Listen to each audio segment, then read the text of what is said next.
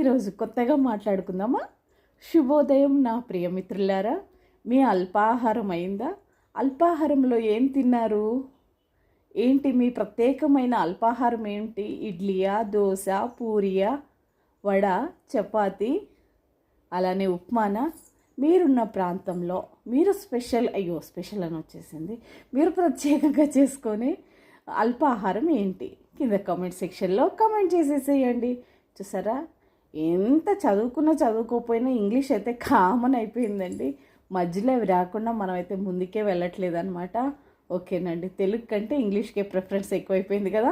ఎందుకు మీరేం టిఫిన్ తిన్నారు? ఏ ప్రాంతంలో ఉంటారు? మీ ప్రాంతంలో ఉన్న స్పెషల్ ఏంటి? కామెంట్ చేసేసేయండి.